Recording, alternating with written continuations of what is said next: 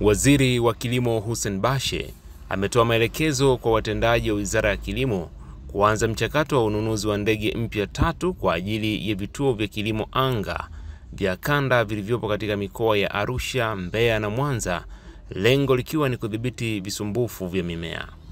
Maelekezo hayo ameyatoa wakati wa hafla ya mapokezi ya ndege moja ya udhibiti wa visumbufu vya mimea iliyonunuliwa na serikali chini ya Wizara ya Kilimo kwenye kiwanja kidogo cha ndege mkoani Dodoma, ambayo itatumika katika kituo cha kanda ya kati. Mwalimu Nyerere alianzisha kilimo anga, ikafa. Leo tunafanya expansion ya irrigation. Kwa hiyo kila mnapoongeza miundombinu ya umwagiliaji mnakaribisha kolea. Kwa hiyo sasa hivi kelele za kolea ni nchi nzima, na nashukuru ilani leo imezinduliwa ya Chama cha Mapinduzi, imepitishwa na tumemkabidhi mgombea wetu wa urais Dr. Samia na makamu wake mgombea mwenza. Kwenye ilani inazungumzia miaka 5 ya kuwekeza kwenye umwagiliaji, na tuna mradi mkubwa wa irrigation wa Lake Victoria na Lake Tanganyika una hekta milioni 3. Sasa leo kama nchi tu tuna hekta 900,000, tunahangaika namna hii na kolea. Je, tukiwa na hekta milioni 3-5 ambazo tunazifikiria utakuwa mtihani mkubwa. Kwa hiyo ni lazima tujiandae. Kwa hiyo mimi maelekezo yangu yafuatayo.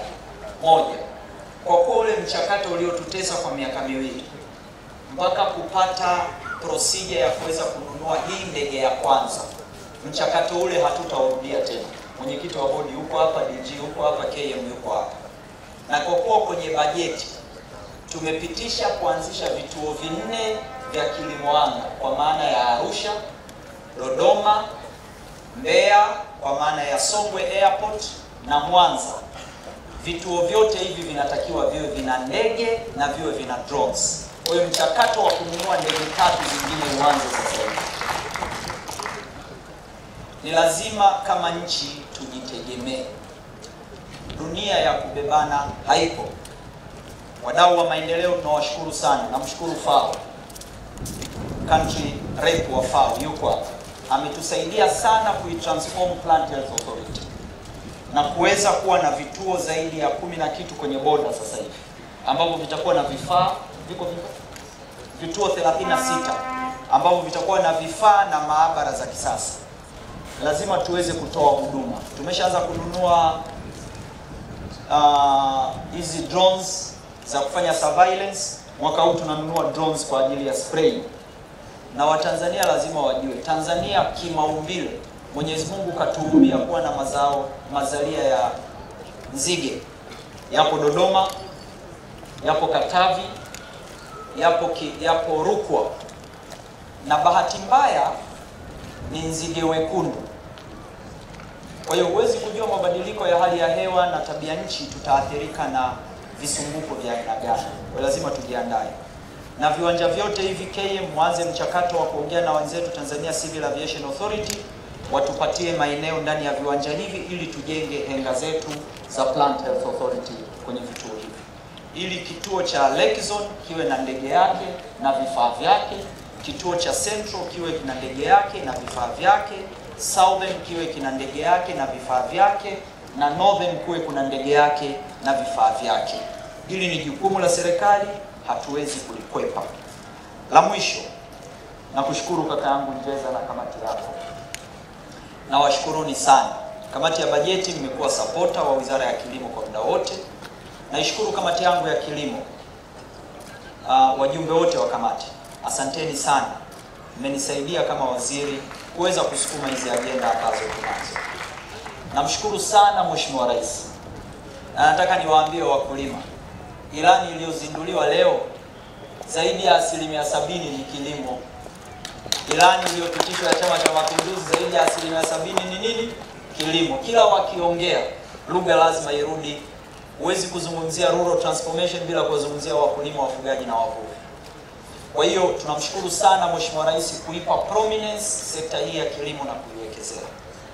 Tunawashukuru wenzetu wa Tanzania Civil Aviation Authority. Mtaendelea kuwa partners wetu wa kutusaidia kwa sababu tunataka kujenga uwezo wa kilimo anga katika nchi yetu.